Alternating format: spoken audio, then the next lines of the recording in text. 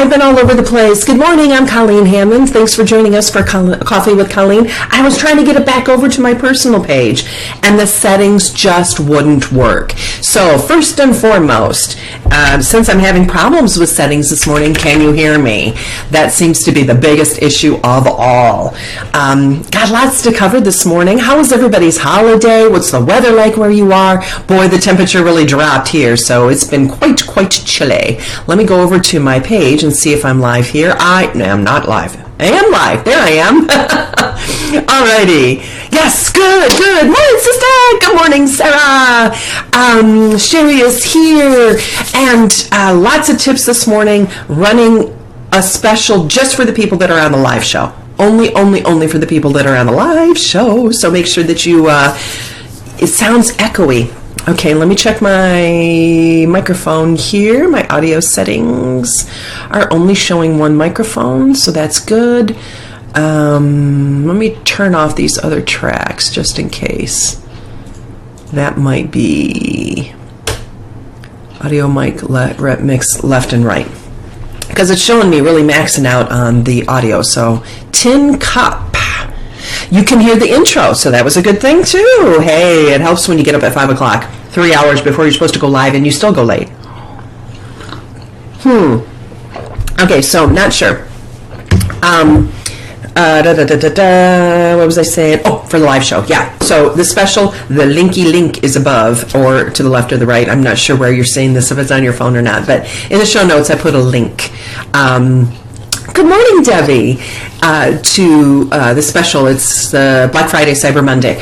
All right, so I have DNS issues on my website. I have no idea what that means, but Mike is working hard to get those things fixed. So in the meantime, sometimes you can access my website, sometimes you can't. Then the membership area just did a huge upgrade to their software, which means there's bugs in that too. So I can't link people to the membership site because that's kind of buggy. Sherry, are you hearing the background echo too? Because I've got nothing that should be echoing. So, I don't know if that's going to help. I just turned off the the computer's audio as well. So maybe I just shut myself off. I'm not quite sure. Because this is my good mic. This is my good AT2020 mic, which you can see is blinking, so it's working. So it's the good microphone, so we shouldn't be getting any background echo at all. Good morning, Susan. So if it's still echoing, I apologize. Not much I can do about it at this point once I get on. Still, no echo for Marianne. So maybe it's just you, Sherry. She's my sister, I can say that. So today is National French Toast Day. I can't have wheat or grains for that matter, so no French toast for me today. But I think this is National Peanut Butter. Can't have peanut butter either because it's moldy. But this month, I think is National Peanut Butter Month. But more importantly, it's Family Literacy Month. So read a book. It could be because you're on your phone. Yeah. Could sync problem. You know what? You know, Terry, I changed my settings to match what Facebook says the settings should be. And that could be the audio link issue or the syncing issue, because I didn't have a syncing problem before, but it's supposed to be 2 keyframes. They wanted it to be that they said for ideal output to set it at 2 keyframes, so I did. No, you know what, Victoria, with gluten-free bread, do you know what happens when they do gluten-free stuff? They put sugar in it, and sugar kills, especially cancer, right? Cancer patients can't have any sugar whatsoever, so that becomes a bit of a problem. So yeah, I can't even have gluten-free bread. And then there's breads you can make with almond flour, so I can do that. It's like almond flour and coconut flour. I can do that on occasion, but those are really fattening because, you know, nuts. So I have to be really careful with that too. So I just avoid it altogether. I tried all the alternatives and making crackers out of almond flour and doing little muffins and stuff out of almond flour and coconut flour and that type of thing. And they work really well. There's a really great recipe that I use that calls for grinding up cashews. But I can't eat cashews. They make me violently ill. And there's also an issue with mold in cashews. So I just said, forget it. I'll just have vegetables. So anyway, yeah, so good tip. A lot of people can do that gluten-free stuff. I can't. It's just the sugar that's in it. So just FYI. All right, so I had a lot of questions. The Temperaments class is starting not this week, but next week. And again, my website is down. My email server went down, SendGrid, so my APIs and everything didn't match up with all that, so I couldn't use that. So I cut and pasted like hundreds of emails into my personal Gmail account and sent out an email over the weekend. No bread at all. It's, Victoria, it took some getting used to, but after a while, it's like, you know what, can't have it, so deal with it. So I just have gotten used to the fact that I just can't have it. It literally, some things will literally kill me. So it's really hard because I love the smell of bread, and I make amazing homemade bread and potato rolls and all that kind of stuff. And so I just smell, but I can't taste it. And you know what's happened, though? I've gone back and had it later, and there really is no real gratification for me. There's so much more flavor in vegetables and so much flavor in meat. Meat heals. So I'm a big beef. Cauliflower pizza is good. I do have a recipe for like a cauliflower crust. I've tried a couple of different ones, and that's kind of nice. And I also make cauliflower rice, where you just take cauliflower and you grind it all up. So, but that's actually on my cancer. I have a whole video webinar coming out on what I did to stay healthy. I have to be careful with the FDA. I can't say I cured cancer because I could get in big trouble. So I can just say how I regained my health after I was diagnosed with cancer.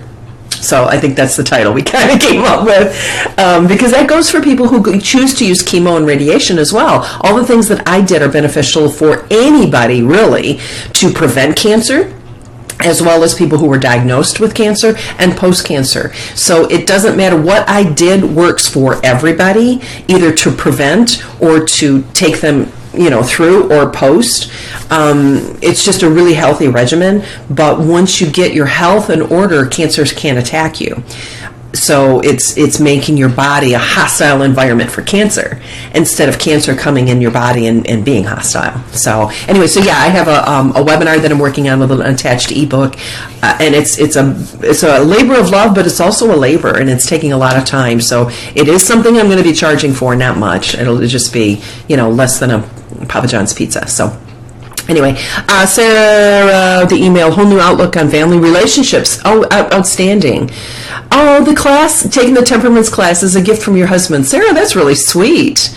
That is really nice, because really, and that's what we're going to be talking about today, is communication skills, because communication is essential, and we communicate every day, whether in writing or face-to-face. A lot of what we're talking about today tends to be a little bit more face-to-face, but it applies to the written word as well, because we spend so much time writing our thoughts, either on Facebook, text messages, emails, and it used to be with letters. Do you ever go back and read, Ken Burns did all of those series on the Civil War, and that's the one I really, really like. You got the, what's his name, Forrest something or other, and the violins, but they read, part of what they were doing is just reading personal letters that people wrote to each other, and their ability to take their thoughts and put them into the written word. Let me mute this. People are texting me. Their ability to communicate and put things into writing was extraordinary. So anyway, today's talking about the tips on communication skills. But let me talk about the 4 Temperaments class, because I'm going to refer to it a lot during today as far as communications are concerned. Take the class, don't take the class. I really don't. It doesn't matter. I mean, I'm going to be there teaching the class, so it doesn't matter how many people show up for it. But you are getting an amazing discount. This is something that I charge a lot of money for professionals that need a continuing education credit. Then I have a special website that I teach that on, that you have to be like a professional to get into. It's really expensive. But you have to be a certified professional to take the course. It's the same information I go into corporations. I go into Fortune 100, Fortune 50 companies and charge thousands and thousands and thousands of dollars to teach the temperaments. Because I do it in a very way, because I'm an outside source coming in. I'm very politically incorrect because I talk about gender differences and how men and women are different, how they communicate differently. A friend of mine, Leslie Knight, I'll put a link to her book. She wrote a book, Women, oh crud, I can't remember the name of the book now. Professional women are not men in drag or something like that. Oh crud, I hate to misquote the book. amazing, because she talks about the core differences between men and women, and she wrote it for men, so that they would understand women in the workplace and how we communicate different, how we look at things different. Look in books. And how we come across differently. So when I go into corporations, I charge thousands and thousands of dollars to teach all the same information. Let me look it up. Come on. Here it is. Powerful Women, They're Not Men in Drag. There it is. And it's truly an amazing book. I'm really not finished. I'm not finished reading it yet either. Let me see. Put the link up. The link is in the show notes. And after the live show, the link is going to change. So if you're on the live show, you get that price. And then a different link goes in after the live show, if I have time. So if you're watching this real quick, so make sure you share this so people get the live link. All right. And let me give a link to my friend Leslie's book as well. Okay, and there's her book. Okay, we'll have a replay as well, being California watching grandchildren. My daughter's having her third baby, so I'll have to fit it in while I can. So let me talk to you about what the class is and what it isn't, or how it's gonna play out. All right, so here's that link. I'm putting it down in the comments. What we do is I teach, you know how, if you've ever been on any of my webinars in the past, you know that we have a side chat area where you can chat, ask questions. I can also bring you on live to ask questions, so the type of thing where you can call in and whatnot. So what will happen, it's a 6-week course, and each week is devoted to something different, obviously. Probably a minimum of an hour where the content will be delivered, and then you'll have the opportunity to ask questions because it's a live class. And then afterwards, any handouts that I give, the recordings of all the classes will go into a private area where you will have access to those recordings and those handouts for the rest of your life. So that will be there for you to go back and watch and rewatch over again. And so it's a live class, 6 weeks long. I charge, like I said, thousands of dollars to go into corporations to teach this.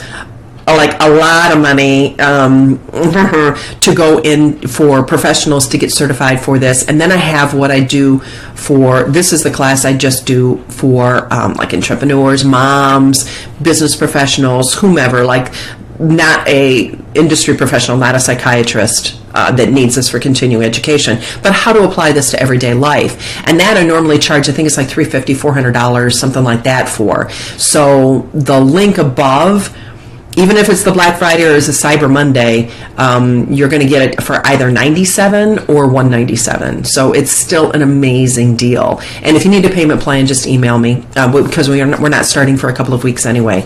So I'll have links for payment plans too. So if you just email me and want to do it that way. So that's what, there it is. We're sorry, but to use, okay, so that should take you to the link. All right, so any other questions on the class, just put them in the comments, and if I miss the comments as we're going through the live show, I do go back and check comments as the day goes on. All right, so let's talk about communication skills, because communication is essential. So let me move this over and pull up my notes for communication. Oh, wrong one. Don't need that one. That was to set my Facebook settings. I really, and let me know, do you prefer the business page, or is it easier for you to find this live show on my personal page? Because the advantages of being on my business page, I don't know if there's such great advantages. I don't know if, people don't seem to... some people use the schedule option, where I schedule it, and people ask for reminders. But I found there was only a handful of people that did that. And in the meantime, people can't find the show. People can't find us. And they're like, I miss your show. I'm like, I'm still doing it. It's over on my business page. Can't find it. I did not get my glasses fixed, Sherry. I actually have them a little bit different.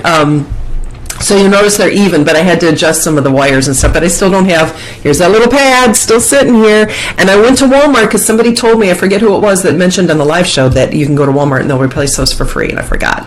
I went to Walmart, but I forgot to bring my glasses with me, so I didn't have them. Okay, so let's dive in. I should turn off notifications and talk about communication skills. Oh. Here we go. We need the ability to communicate effectively. Everything in our life is based on communication. They say the number one reason for divorce is lack of communication, bad communication skills. We need to be able to communicate in the work environment. We need to be able to communicate with our spouse. We need to be able to communicate effectively with the cashier. We need to be able to communicate effectively with the manager when we're having a problem and we call the manager over. Communication is essential in our lives, and we go through communication differently than our fur friends, right? So where they go a lot by body language, we do as well, and that's an upcoming course. I'm going to talk about body language right now, but our body language is essential. You know, so how will people trust us? How will people anyway, that's body language. I'm not going to talk about body language right now. As long as you're okay. So Terry says, I don't notice the difference as long as I set the reminder, except on the first day that you went to your business page. Okay, as long as I get a reminder, I'm good. I just look on both pages. Okay, yeah, because I tried to go on my personal page today, and the settings were right and everything, and I just got that little swirly wheel, and it would just refuse to load. So that popped over here, and it worked. So I didn't know if it was a Facebook issue or if my settings were wrong, or I'll have to look into that later. But it's never been a problem. It's just all like click, click, click. It's a few extra clicks to do it on my personal page than it is on my business page, but it's no big deal. And so make sure you like and share this broadcast. I am going to try to fix it and go back on my personal page tomorrow, because I have so many more followers on my personal page, and I'm really not talking business, so Facebook can't nail me for talking business. So either is fine, says Victoria. Liz, there's a reminder, and Terry. Okay. So, all right. So, Temperaments. Again, check that link above. It's ColleenHammond.com/4, FOUR, for this special price. All right. So how do we communicate? So step number one is you have to be an active listener. There's a difference between hearing words and listening to what people are saying. You need to be actively listening. So active listening is paying attention, basically, asking clarifying questions, rephrasing what someone has said back to them. So if I understand you correctly, what you're saying is this. Or so what you're saying is, and then repeating back, rephrasing in different words so that you're understanding their concept. There's too often, and I'll be talking about this again a little bit later, that oftentimes in a conversation, we're just kind of waiting for a space so that we can speak. And in our head, we're kind of phrasing what we want to say. That's where communication really breaks down, is because we're not actively listening to what the other person's words are really meaning. We're not looking for the meaning in their words. We're kind of hearing words, and we're getting ready to speak our own mind. And that's oftentimes in a relationship, what happens is we have a point that we want to make, and we're quietly waiting for them to stop speaking so we can make our point. We're not really listening to what they're saying. So, and that's why I put the quote. Oh, did the quote go in this one? I'm not sure the quote went up on this one, but where it was Mark Twain, where he's talking about using your ears and your, just like Grandma used to say, you have 2 ears and 1 mouth, use them in that proportion, which is interesting because they have found that certain temperaments, that is not true. So again, that goes back to the temperament class. So you're listening for ideas. You're looking for, as part of active listening, is you're looking at their body language. You're observing their eyes. You're observing their body language. And sometimes you'll get that gut feeling, and you don't know why, but subconsciously, your subconscious is picking up that their body language isn't matching their words. So you may not actively be looking at body language, but sometimes you look at somebody and go, I just don't trust them.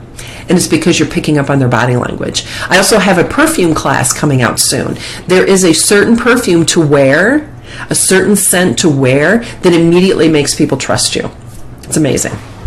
All right, so you're also listening for their tone of voice. And then what you mix in with that is your past knowledge of this person. So if you don't have any past relationship with this person, if you don't have any past knowledge with this person, that's not something that's going to mix in.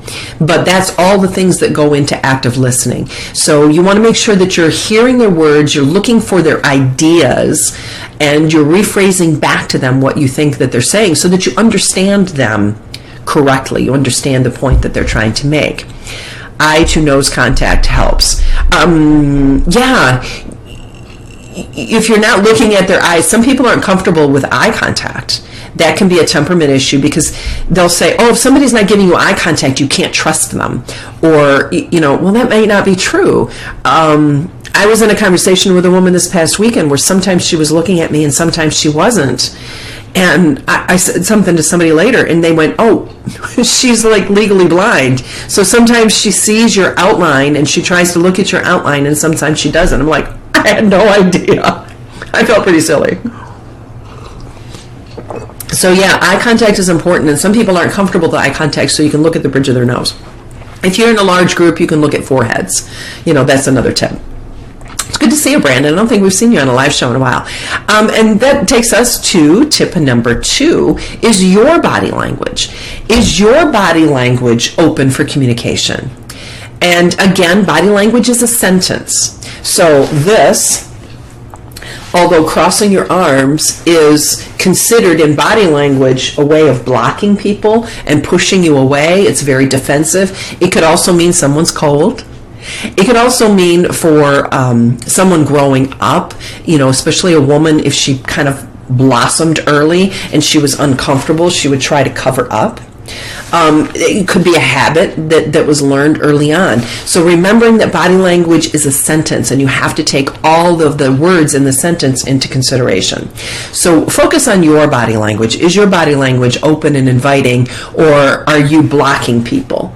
Are you not giving them eye contact? When you're speaking with somebody anymore, people are always looking at their phones. So I think people forgot about eye contact and looking. And if I never looked at the camera, if I never looked at you this entire time, you would feel like I was ignoring you or I wasn't connecting with you. So watching your own personal body language, watching your eye contact, and in using positive body language, much more. This is not about body language, and again, that's an upcoming course.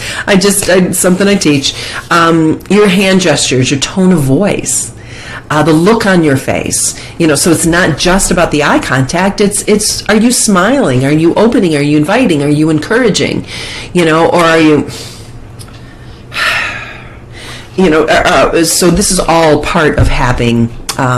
What about eye contact with priests? Every priest I know wants you to look at them. I've asked that before, and I think that is, I'm not sure where that came from, because I remember hearing that as well, Florence, about that you're not supposed to, but I've never met a priest or a bishop, and I've never met the Pope, but I've met cardinals and bishops and anybody of ecclesiastical import doesn't mind eye contact. And I think it's a sign of respect.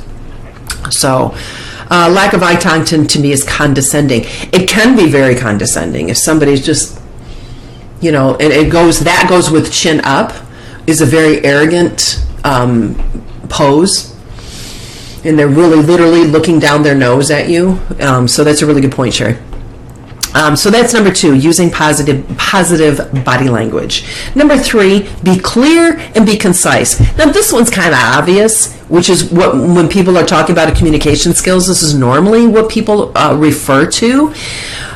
You notice every morning I have an outline.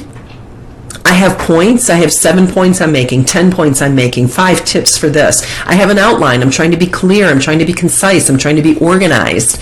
My ex-boss used to do that to me. Yeah. If it's the one I'm thinking of. In confession, it might be harder to make eye contact. Not wrong, just hard. If I'm going to a face-to-face confession, I'm always looking at the floor. Because to me, it's because to me, I like going. This is why I like the walls and the curtains and the boxes, because in persona Christi, I know that in confession as a Catholic, and I know not everybody here is Catholic, but when we go to confession, to me, it's I'm confessing in persona Christi. I'm confessing to Christ. So to me, looking at a priest makes it more confusing. It's easier for me to confess to Jesus than it is to confess to a priest who's in persona Christi, who is in the person of Christ. So I don't. Some are probably shy. Yeah. So that's a good point too, Florence. Okay, so being clear and concise, not rambling. Quick Geza says, I know one who almost constantly interrupts. Needless to say, I've decided to avoid the person because nothing good comes from interaction, i.e., he's always right. Yes. Yeah, we do have those people in our life, don't we? All right, so being clear and concise is tip number 3. If you're rambling, people will tune you out. And this comes in a communication thing. I cover this in the Temperaments class, but I'll tell you a little bit about it here, where men and women are different when it comes to this. Women work things out by speaking them out. So women need to verbalize. On average, women use 40,000 words a day. Do you know how many men use? A quarter of that. On average, men use 10,000 words a day. So men tend to be more clear and concise, and women want relationship. And men are about hierarchy, women are about relationship and networking, the network of their relationships. And they want to make sure that that web of relationships isn't wobbly, so they use more words to maintain that type of thing. But I go into that in the class. So you want to know what's the purpose and the goal. So once you know the purpose and the goal of your conversation, and you have that in mind, you can be clear and concise about that. Where, again, men will get down to brass tacks and get to the point. Women will want to maintain a relationship, so they tiptoe around, and they're a little bit more tentative in their word choice, except for certain temperaments. So for a choleric woman, it's not that big of a deal, but they have to be a little bit more careful about that type of thing. All right. Let me see. That's number 3. Let me see. What's your purpose and goal? There are certain temperaments that are not concise, male or female. And there are certain temperaments that are too concise, male and female. So you want to be concise enough to get your point across, but it can come across very condescending, not just the body language like Sherry was referring to, but when you are too brief and you don't give enough detail, it comes across as, I'm right, I'm wrong, I don't have to bother to explain to you. And there are certain temperaments that behave that way. And again, it's ColleenHammond.com/4. Somebody just sent me a private message. Another thing is, when you're being clear and concise, use language that everyone will understand. If you're in a business situation, you may be using, my husband works at IBM. Everything's an acronym. Well, for the MMR, you want to make sure the BLR is set for the CBR, and that's fine if everybody knows what you're talking about, but it makes Christmas parties really uncomfortable for me. But my husband explains a lot of that so that I know when I get together with he and his work associates, I actually do know what they're talking about, and I can speak their jargon. But when you're in a situation where you're trying to be clear and concise, sometimes industry jargon or certain phrases or slang, if you're using slang, wow, that was really crunk. What does that mean? So avoid slang and industry jargon when you're trying to be clear and concise in your communication. So if you can say it in 50 words, don't use 500.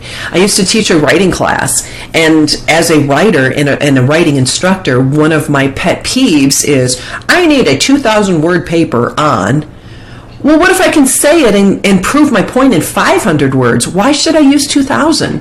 And anymore, I know for SEO on your blogs and that type of stuff, you have to have a certain minimum number of words, but if you have an article that's more than 500 words, chances are people aren't reading it.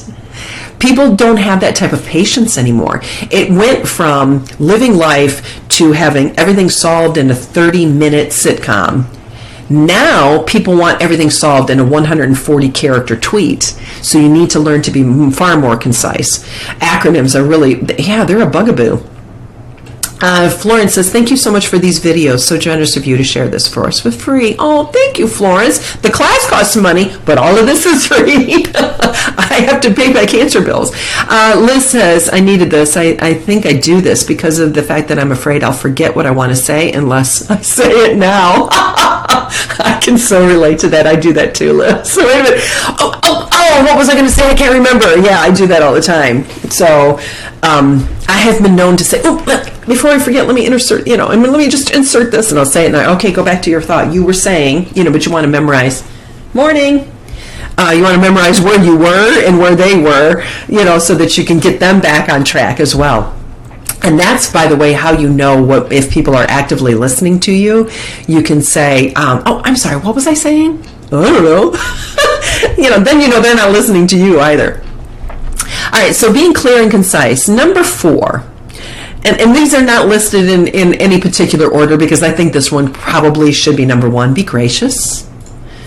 Be friendly. Be personable. Treat other people as human beings. Terry says, I even noticed that I'm less likely to read a Facebook post that's too long. That's so true. That's so true. I've read a lot of marketing studies and that type of thing on this type of how many words and characters are read and how many aren't. And emails are the same way when you're doing, they're talking about sales emails. And I have found that I'm not, I just write from the heart. I've taken all the sales classes and all that kind of stuff, and you know what? I'm just really open and honest with people. Like Florence says, thank you for this and offering it for free. Yeah, it is free, but I have a paid class too. But not everybody can afford the paid class. So I want to give people, I truly do want to give back. I've been studying this for 30 years, and I do want to help people, and I do want to give back. But the deeper stuff, the classes that I go in deeper on, I'm charging for it, and I used to have a problem charging. And a friend of mine pointed out, my friend Kim. Oh, Kim, I got to get in touch with you. Kim, if you're watching, I will email you today, and let's talk this week. Kim Becker. That she said, well, if you go to college to learn something for 4 years and then you go out and get a job, you're getting paid for your job. She goes, you've been studying this stuff for 30 years. Why shouldn't you get paid? I'm like, oh, good point. Even though it's a list of Facebooks, yeah. I love your sitting room behind you, by the way. It's so smart. Thank you. It's a photograph. It's not my real living room. But if I were going to design a living room, this would be it. I really like it. It's really pretty. But yeah, see what I mean? I'm just, I have no secrets. I know it's supposed to be part of the branding and all that kind of stuff, but I have no secrets. Okay, number 4, use a person's name. The most beautiful sound in the world to somebody is the sound of their own name. People love hearing their name.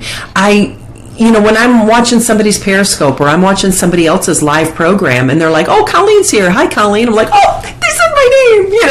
I'm so excited to hear my own name because it acknowledges you as a person. And you want to make sure that you're using other people's names. And that's the way to remember someone's name, by the way. Talk about memory tricks. Jim Quick is a man online who teaches a lot of memory tricks.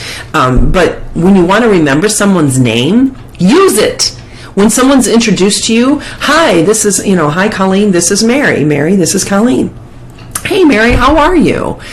Oh, Mary, by the way, use their name a few times in the very first time you meet them, and you'll have a tendency to remember their name better. Sarah says, you've helped me and some of my friends so much. Oh, good.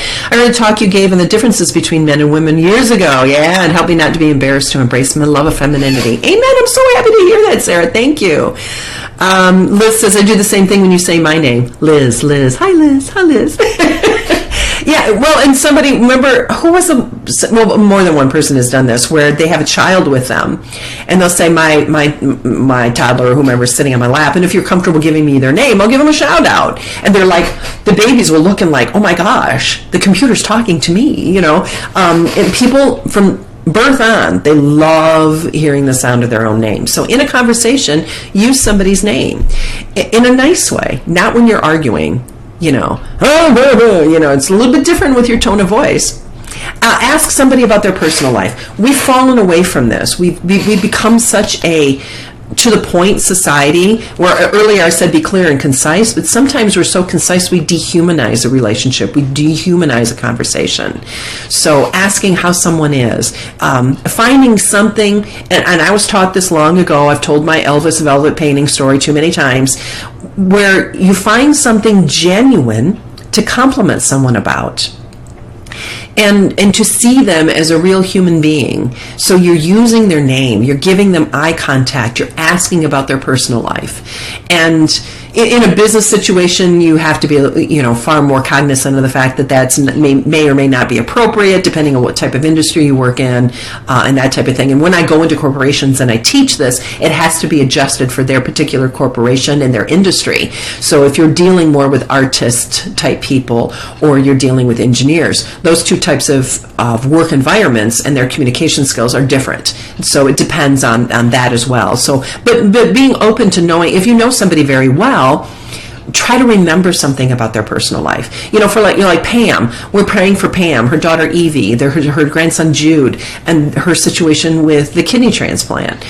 Terry lost her friend Sue with the liver blockage. These are things that I try to jot down or try to remember that makes us different. It makes us family. It makes things far more personable.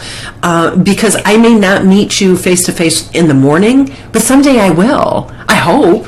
Someday I hope to meet you personally, face to face, and I will know your name. I won't know your voice yet. You'll know mine. But I'll know something about you. So bringing that personal level into our communication.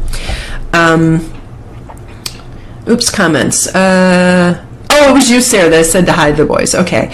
Liz says, I've just realized that even my hubby doesn't say my name often. Not in a bad way. He uses sweets names. Yeah, but not your real name. I'm the opposite. I say his name David, and everyone else calls him Dave. That's interesting. I hope to meet you, Victoria. One of these days. We'll make it happen. My husband, usually my husband uses my name if he's upset. Colleen. Or some of my family members will call me Carl. And sometimes my husband will call me Carl. Normally it's babe, or some term of affection, but I still like when he calls me by my name. I like hearing my name, or just, it sounds conceited, but hey, we're all that way. So, there it is. Being gracious and friendly. Let me see. Open, honest, and friendly. Smiling, eye contact. People say that all the time at the store. It's like, oh, thanks for the smile. I don't see people smiling much anymore. Notice that next time you're at your store. You want to stand out someplace? Smile. So that eye contact and smiling is not effective for certain temperaments. Certain temperaments you have to respond differently to, depending on the conversation. So that's something to be careful for. ColleenHammond.com/4 if you want to sign up for the class. Sherry says she gets honey. Yeah, see? I like it when he says my name. Yeah. Well, no, Liz, I think it's part of... It kind of takes us back to maybe the beginning of our relationship when we were courting and we were first dating. And when they say our name, it kind of brings that little jolt of that little thrill of back to when we were courting. So I think it's important for spouses to use each other's names with each other. I really do. All right, tip number 5, because how am I doing on time? Woo, going long today. Being patient. And again, this goes back to... sometimes when somebody stops to think, and again, it's a temperament or a style issue, is if they pause. There's 2 main temperaments, which ends up being 50% of society, where the long pause is necessary for them to organize their thoughts. And if you jump in on that, it can be very irritating and damaging to your communication. They're not done speaking, they're pausing. So you have to identify that, is that the person that needs that pause? Are they more kinesthetic and they need for you to give them a little bit more room for them to organize these things? Auditories tend to take more time speaking. They're slower speakers. They may need that pause. So being patient and knowing when certain temperament types need that pause and not to interrupt. That's back to your active listening and listening to their words, being open to their communication style, being open to their body language, and not having our own. We all have our own personal agenda when we're in a conversation. We have a point that we want to make. We have a point that we want to get across. But to recognize that now may not be the time to insert our comments or our own agenda. So again, are we actively listening, or are we just waiting for our chance to speak? Before we forget, I have to say this, right? And jumping in. Missed a couple of comments. Geza says, I knew people who seemed to avoid my name. One person called me, hey there. Hello there. My name is not there. Because it's not a common name. I have two friends that are named, spelled Gemma. One of them pronounces it Gemma, and the other pronounces it Gemma. And I just have to remember if I'm talking to Gemma or Gemma. And so Geza, is it Geza? Is it Giza?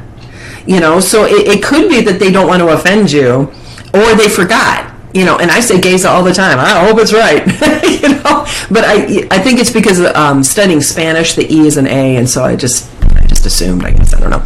Debbie says, I tell people I love their smile. Yeah, people are taken aback and say thanks. Liz says, smiling at somebody in eye contact, it depends. Yes, it depends on the people. Some tend to take it as an invitation to be your best friend or that you're flirting.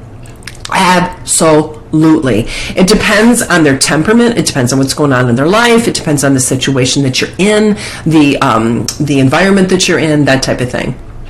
I answer to either. Geza, Giza, whatever. Just call me whatever. Just call me to dinner. So being patient. Number 6, being impartial. Again, having an open mind. You know, but you don't want to have such an open mind that everything falls out. I forget where that saying came from, but being open to hearing their point of view and putting yourself in their shoes to see their side of the story. And not having any hidden aggression or passive aggressiveness, right? This is what's really difficult, is when you try to remove your emotions from a situation and be totally impartial, is that you have firm beliefs. Very rarely does somebody else's argument change how we feel about something.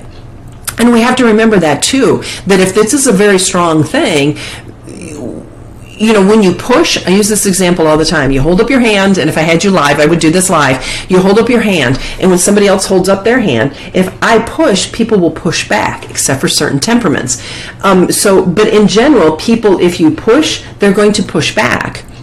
So when you're trying to have open communication, by taking your emotions out of it and not making it a heated argument, but listen to me, by saying, okay, now wait a minute. Taking the emotion out, taking the aggression out, taking any passive aggressive comments about it. Well, you're just saying that because you're a man. You're just saying that because you're a woman, right? Taking those types of comments out and learning to really try to look at it and switch yourself around and take it from their point of view. Not saying whatever. And how come whatever always goes with the hand? Whatever. It's very dismissive, and the head move, right?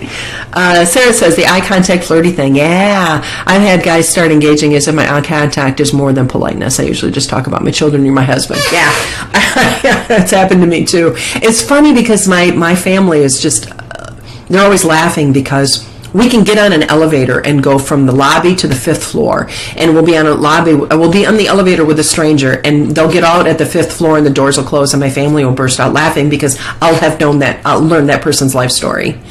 And I guess maybe I'm a good listener. I don't know if I have that, Midwest face that you can really trust or something, but people tell me stuff. And as a Catholic, I always tell people, well, I can't absolve you. I can't hear I just heard your confession, but I can't absolve you, But sometimes confession's good for the soul, right?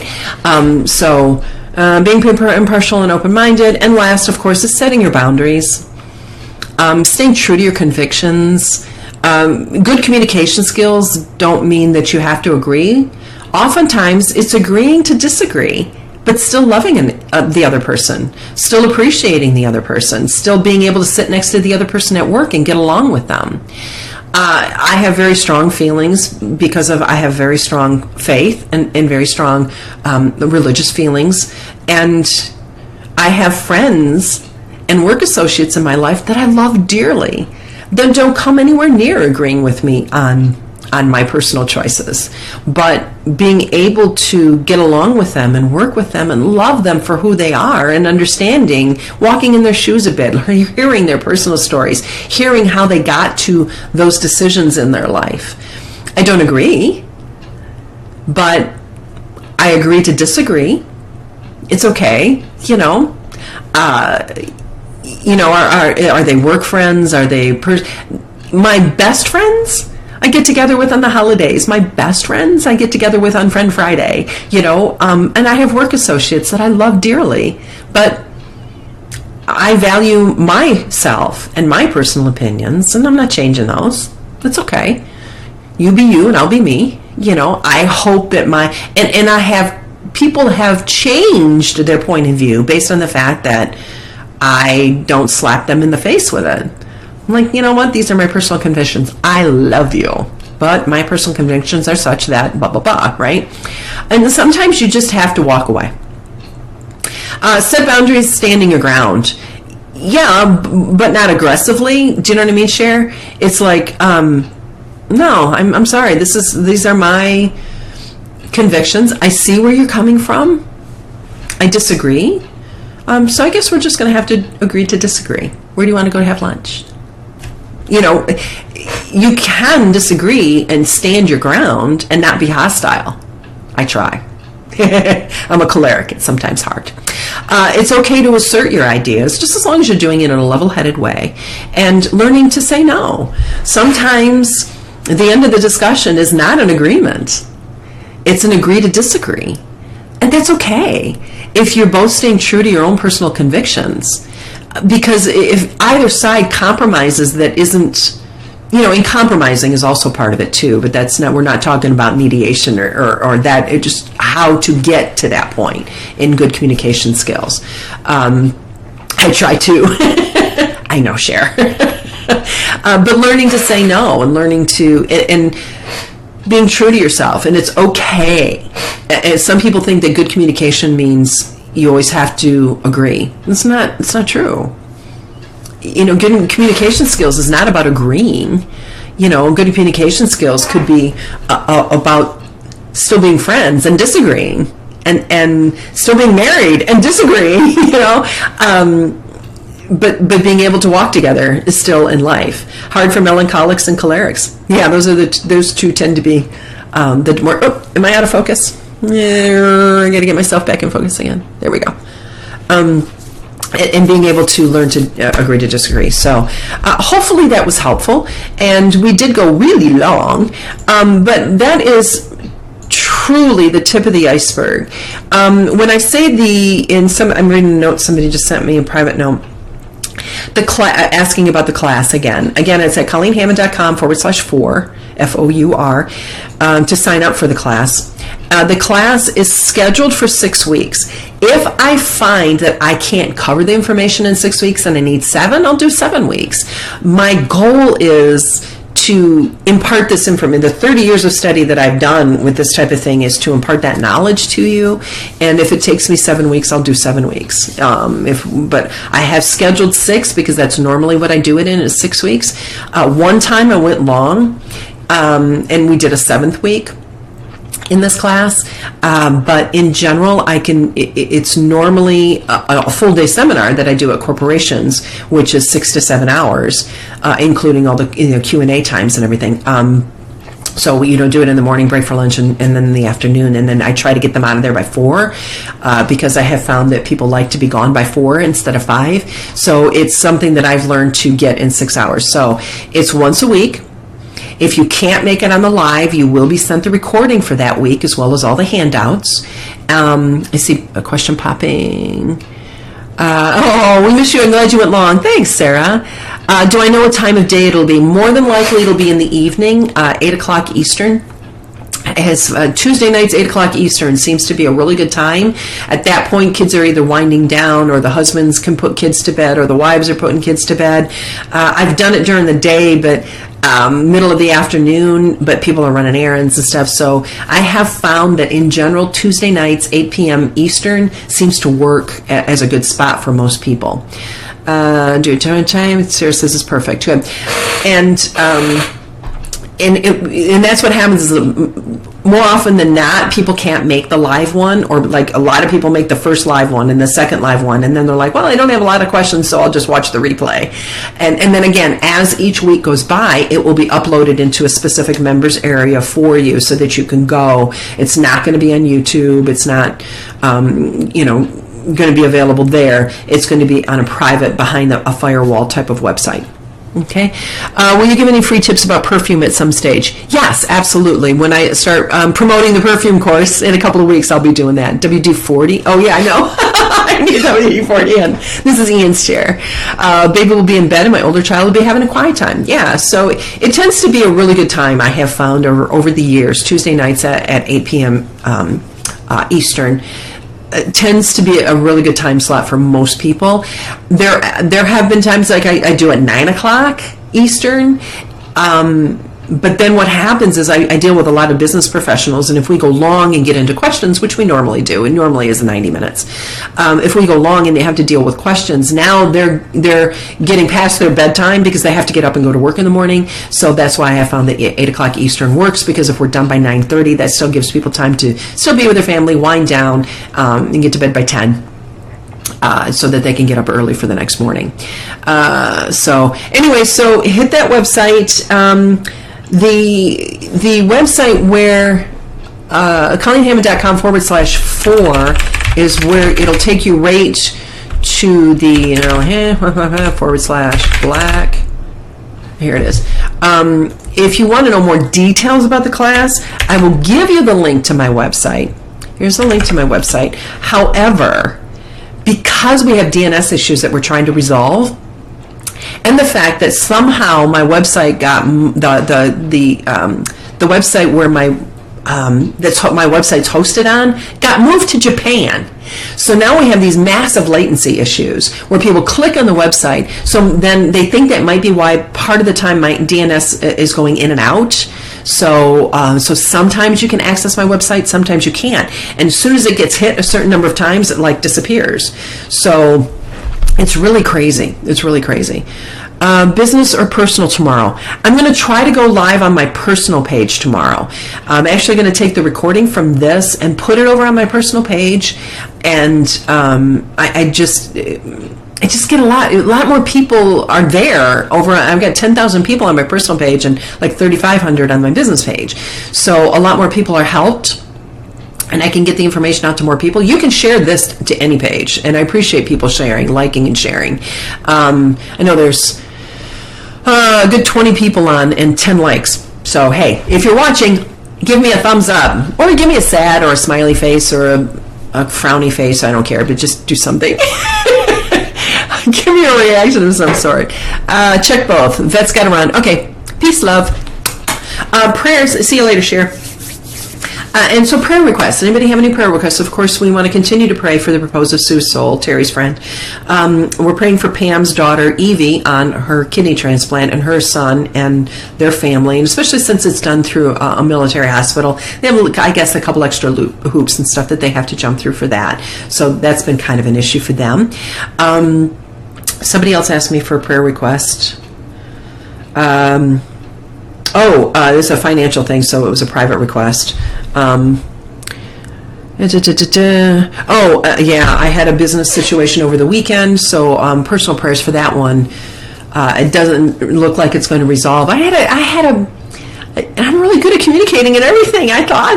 I had a customer service issue, and the guy promised me 3 weeks ago it would be resolved, and then never did anything about it, and then he promised me last week it would be resolved, and then he didn't do anything about it, and I went, okay, well, are we going to do something? So yesterday I was like, do you need anything else from me? Is there a problem communicating? Because at this point, I think I either need my money back or you need to give me your new upgrade for free. He goes, are you joking? Is this a joke? And he blocked me. I'm like, fine. I just asked for a refund through PayPal. I wanted my few $100s back on that one. It's pretty funny. For family, Debbie asked for her request for family to return to church. Sarah says, my friend is pregnant. Her baby isn't growing, but seems healthy. Well, that's good. Deanna says, baby Anthony, who just had brain surgery. I think I might have seen that. Terry says, prayer for the soul of my cousin who was hit by a car in Hawaii. Forgot about that one. He succumbed to his injuries last week. I'm so sorry. That was horrible. Debbie asked for her daughter's delivery to go well. She's due December 11th. So is this her first, Debbie? So she could go anytime at this point. I was so excited with my purse. I'm like, I'm due August 1st. And then he was born August 21st. It was like, whoa! He was 11 and a half pounds too. And no, I didn't have diabetes. So any of those prayer requests, I pray for everybody on this list. You are all part of my intentions every morning and every night when I pray for all the people that are part of our live family and the people that watch the replays, the people that are involved in my classes, because I want to make sure that I'm delivering what God wants. I want to take the gifts that God has given me and share them in an appropriate way. And so I pray for everybody that is in my life that touches me and that I hopefully touch them as well. This is her third. Okay, this is Debbie's daughter's third. So yeah, I'm going to be any time she could drop. So anyway, all right, so we went, a good solid hour, but I hope that was helpful to you. Do you think that was helpful? I think communication is the number one priority in our life. If we can't communicate with those around us, that's what sets us apart. And we want to have good relationships, so it's important to communicate with those around us. So hopefully this was helpful to you. Thanks, Victoria, for your prayers. Prayers going in both directions, says Geza. God bless you. This Advent, yes, we're into Advent now. It's a time of penance, and thus the purple. Thank you, Florence. Very helpful, says Geza. Yeah, love these, says Victoria. Sarah says yes. So I appreciate it very much. And tomorrow morning, check on both pages, but I'm going to see if I can go live on my personal page tomorrow, just because I think that it's easier to find, and it's easier, quite frankly, it's easier for me to follow the comments on my personal page than it is to try to follow things on my business page. So I'm going to try it over there. All right, very good at communicating, says Debbie. Yay, thank you. I try. But evidently, it's just a customer service issue. And you've been promising me this for 3 weeks. For heaven's sakes, deliver, dude. So, and my husband Dennis was like, "You're a lot nicer than I would have been. I would have said this, and this." So yeah. It's always interesting. Alrighty. Hopefully this was helpful. If it was, please share it out. And have a fantastic day. May God bless you as you walk through your day today, and that everybody who you communicate with and everybody's lives that you touch are blessed by you being there, not by you leaving, because that's always what my dad used to say. All right. God bless. Love you. And we will see you tomorrow morning. Take care. Bye.